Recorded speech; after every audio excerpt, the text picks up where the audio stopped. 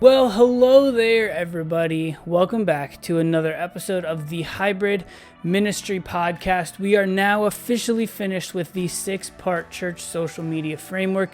Be sure to head to the link in the show notes, either at hybridministry.xyz/041 for this episode of the Hybrid Ministry Podcast, or if you're watching on YouTube, be sure to check out the link in the description where we have linked the full and complete Hybrid Ministry church social media 6-part framework for churches in 2023. We walk through setting up a platform all the way at YouTube, through TikTok, through Instagram, through Facebook, linking all of your accounts, how to use email, text messaging, website, and then finally how to put all those together for a completely full, free, and fleshed out church social media framework.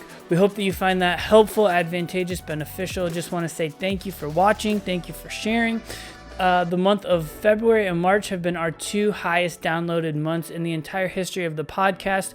We could not do what we are doing without you. So thankful that you are along for the ride and for the journey. One major piece of the church social media framework is short form video content. That's the beautiful thing with YouTube, TikTok, Instagram, and Facebook. All 4 of them right now are focusing on short form video content. And so I want to encourage you, if you have not hit the link in the show notes, to check out our 100% completely free ebook. Our ebook, which asks the question, have I already ruined my church's TikTok account? The short answer to that is probably not, but we want to help you walk through taking a step-by-step approach to filming, posting, editing, adding audio, all the things that you need to do for short-form video content. And you can do that right in the TikTok app, and then you can take that same video and you can disseminate it out to all the other social media platforms. Once again, so thrilled that you are here for this episode. In this episode, we are going to be looking at Starbucks. Does Starbucks actually market? More on that in just a minute. Last thing I just want to ask you for is if you are available, interested, or willing to give us a 5-star review, that would be incredible. A subscribe, a rating, a review, all of those things help get the word out about what we are doing here on this podcast to help it get it out to the masses and the people who are along for this journey and also trying to navigate this church communications, church social media landscape of 2023. Without any further ado, let's dive into this question. Does Starbucks market? Hey everyone, I was recently listening to a podcast the other week, and I'm going to link it in the show notes. It was with Bill McKendry. He is the guy kind of behind the Jesus ads that you might have seen in the Super Bowl, the ads He Gets Us. And he was on with Carey Nieuwhof, who is a prolific author, podcaster, blogger in the Christian kind of realm and space and in leadership. And they were talking about marketing, the whole idea of marketing. And so there's just so many good things in that episode. If you haven't listened to it or heard it yet, check the link in the description. But one of the things he said really stood out to me, and I kind of want to dive into that a little bit deeper, especially with a lens and an eye for and towards church marketing and church spaces. And so he said he had a conversation with Howard Schultz of Starbucks, and he said that everybody, this is what Howard Schultz, the guy of Starbucks, said. He said, everybody assumes that branding and marketing is all about advertising. It's not, right? He goes on to say, if you think that branding and marketing are just about advertising, then you really don't understand branding at all. So you might be thinking, like, what is he even talking about? And the reality is that what McKendry kind of was pointing out to Nieuwhof on the podcast is he says, you don't see a lot of Starbucks ads or commercials, do you? And Carey Nieuwhof's like, no, I guess you're right. I don't really see a lot of those things. And McKendry goes, that's because of this guy, Howard Schultz. He says, every single thing you do is branding. Every single thing you do lends itself toward marketing. And so you might be thinking as a church, like, well, that sounds great. That sounds amazing, actually, because we don't have a giant budget. And you know what? Actually, it is. But if you are a church with a small budget and you don't have someone with an eye for this or someone who has the intentionality towards what Howard Schultz of Starbucks is actually doing, it's going to be difficult for you, in my personal opinion. And so I wanted to think through what Starbucks actually does, like what they consider a successful encounter, a successful opportunity. And so if every single thing you do is marketing, if every single thing you do is branding, that means that every single touch point matters. And so what McKendry was pointing out to Nieuwhof in the podcast is he was saying, that's why Starbucks cups look so cool. That's why there's such a particular way that every Starbucks is required by corporate to be laid out. That's why the music is a certain level. That's why the vibe looks a certain way. All of that stuff matters. And so I just want to kind of pause and think through that through the lens and through the eyes of the church. So if every single touch point matters, let's think about somebody visiting, coming to, exploring your church for the very first time. Let's think through, they are going to be going from the street to the seat. So what are all of the touch points between the street and to the seat? So when they pull in, the signage that they see, the way your parking lot looks, how upkept are your grounds? Do you have a parking lot team? Do you have signage for visitors? Flash your lights if you're a visitor. Honk your horn if you're a visitor. Do you have people with signs? Do you have greeters? Once they finally park their car and they get out, how are they greeted? Are your greeters just glorified door holders that a lump of block of wood could also accomplish their job? Or are your greeters actively looking for new guests, actively greeting people, standing at the door, keeping the door propped open, more than just standing there and saying, hello, sir, hello, ma'am, but like, are they using names? Are they trying to get to know people? Are they helping escort new people to the lobby? What does your lobby look like? What's your guest experience in the lobby look like? Do you have a newcomer's welcome kit or anything like that? Are you just going to give them a mug, which is what every single church in America does? Or are you giving them some sort of tailor-made thing that's going to be maybe a little bit more beneficial or advantageous to them as a family?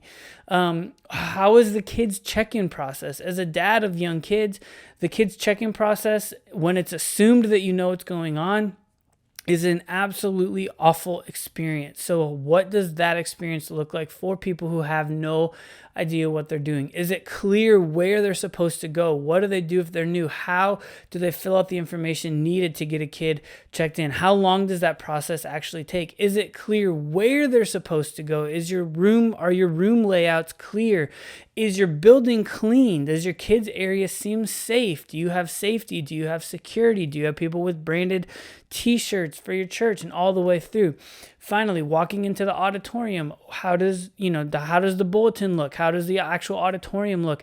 How do the screens look? Think about all of that. And this is leaning a little bit guest services. I get it, right? And I'm doing that all with the purpose, but I want you to think about this. When is the last time that you walked through your church building looking through the lens and eyes of a first-time guest, someone who has no idea, no context, no framework for what it's like being in your church? That's what I want to encourage you to do. I want to encourage you to think about those things. And then the reality is that if every single touch point matters, think about all of the opportune touch points that we just walked through.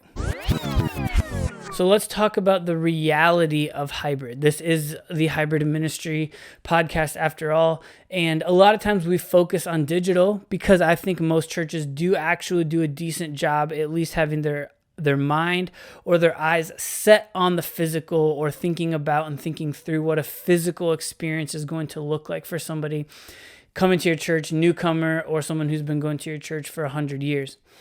But what does your pre-street to seat experience look like? See, the reality is most churches do have someone thinking street to seat. They have someone thinking guest services. They have someone thinking worship team, tech team, kids team. You have someone thinking about that. Whether they're doing a good job or not, that may be a whole nother story. But what about before they ever even determine they're going to come to your church? Because here's the God honest truth. Most people are not just driving by at a Sunday morning at 8:45, 9 o'clock, whatever time they would need to be driving past your church and be like, you know what we should do? We should go to church. They're going to come to that decision over a sequence of weeks, months, and maybe it's from driving by your church. Maybe it's from seeing an ad. Maybe it's from seeing t-shirts that people are wearing of your church in and around the community. Maybe it's just a word of mouth recommendation, any sort of thing. But the fact is, once someone has narrowed in their focus on your church, they have gotten to that conclusion. They've come to that place for one reason or another. What was that reason? And then here's what they're going to do. If they're under the age of 35 or 40 probably, they are more than likely going to check your church out online. everywhere. Your website, your socials, your live stream, your kids ministry page, all those types of things. I'll give you an example. A couple weeks ago, it was March Madness, and my wife and I were watching March Madness. Let me be more clear. I was watching March Madness and I was trying to get her interested in March Madness. And there was a commercial about wings from Wingstop, which I'm not a big Wingstop guy. It's very commercial. It's very chain. That's not my thing. I don't love Wingstop. Don't really love B-dubs. I love like a good kind of like dive bar wing place. That's typically my preference when it comes to wings. And so my wife was like, it sounds good, wings. And I was like, yeah, wings always sound good to me. But for that night, wings sounded good to her. And so she started Googling in our town, best wings in our town. And started getting all these recommendations, Yelp, Google Maps, 5 stars, 4 stars, 4.5 stars, whatever. And we found this little bar that served wings that were supposedly pretty good. And so we start researching the wings. And then we're like, okay, is this going to be a place that like is kid friendly? Like, can we bring our kids to this bar? Is that going to be okay? And so we start like researching that and reading through the reviews and reading through what people say. My point in saying all of that is that before we ever stepped foot in that restaurant, we did all kinds of different research. Not a ton, right? But like 5 to 10 minutes worth of research about wings, about the environment, about the prices, about the menu, all those things before we ever took our step into the bar. And so I just want to say that, and I just want to encourage you as a church to start thinking greater than street to seat. Every single touch point that you offer from your church matters. If that's what Starbucks does, which is the largest coffee chain in America, then your church can probably learn a couple of things from Starbucks. Another thing that was fascinating from the episode that I want to point out here before we wrap it up is that he went on to talk about this marketing and branding firm that works with all kinds of different competitors. And he used the example of Walmart and Target. And he said each and every competitor, each and every store, each and every entity, whatever it is, can only have one EST. And when he said EST, he said, for example, like Walmart is the cheapest and Target is the coolest. But I just want to ask you a question. Is Walmart always the cheapest? Sometimes Target is actually cheaper than Walmart. But and he uses this example in the podcast. He says there's a guy who's like, I would throw on slippers and a hoodie and not wash my hair, brush my teeth, anything like that. Just head into Walmart and grab something quick. But if I want to go to Target, I got to get myself ready, right? Why is that? He said because each of those places have embraced what their EST is. Walmart being cheapest, Target being coolest. So what is that for your church? You probably have something in mind, whether you've thought about it or not, spoken or unspoken. Just about every place has an EST that they want to be. What we often run into as agencies, churches, whatever, is that we want to be multiple of them. Well, we want to be the coolest and we want to be the cheapest and we want to. You just can't be that. You have to pick one of those things and really hone in on it. So is your church going to be the church that's all about worship? Or is your church going to be the church that's all about kids and student ministry? Or is your church going to be the church that's all about expository preaching? Is your church going to be the trendy church? Is your church going to be the church with good coffee? Is your church, you see what I'm saying? And like those things matter, but like one thing often rises above and rises to the top of what your church is. And this is true of businesses and whatnot. And here's the thing. He used an example in the podcast. He says, Southwest Airlines always said, we love you. We love our customers. And he said that works until it doesn't. And when Southwest had their debacle around Christmas and they couldn't get people home for their Christmas and family gatherings, no amount of messaging, no amount of like, we love you, we are the airline of and for the people, none of that mattered, he said, anymore. Why? He's like, because they failed. Like they dropped the ball big time. And people didn't feel that love sitting in the airport for 24, 36, 48, 72 hours. That was not the messaging that Southwest was giving across during those times.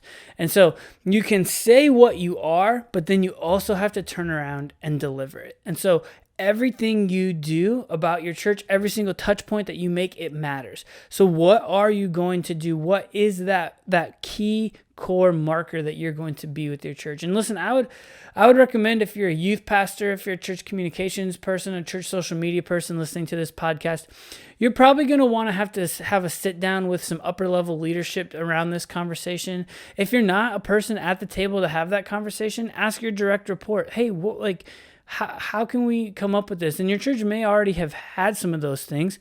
So then go back through and grade those things. Hire a secret shopper, like all sorts of different things. But I want to point out that I think most churches do a good job, a decent job, with people like secret shoppers, first-time guests, all those things. But what are you communicating beyond the doors, beyond the Sunday morning, beyond your primary meeting experience? And what is your messaging to them? Because if what he said, the Starbucks guy, everything you do is branding, then have you taken enough time to distill down to your primary core what your messaging is going to be? Well, thanks everyone for hanging out again for another episode in the books. Hybrid Ministry, episode 41. We are now only about 15, no, that's less than that. We're like 11 episodes away from 1 year worth of podcasting. So we will do something exciting on episode 52. I'll need to look because I have a couple bonus episodes that have dropped that have, kind of messed with our numbering there or whatever. But super excited to be with you. Grateful that you're continuing to be along in the journey.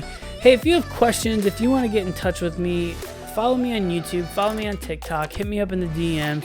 Head to our website, hybridministry.xyz. We would love to hear from you. We would love to start answering some questions. So if you have those, send them our way. But once again, thrilled that you are here with us, and we will talk to you next time. And don't forget, and as always, stay hybrid.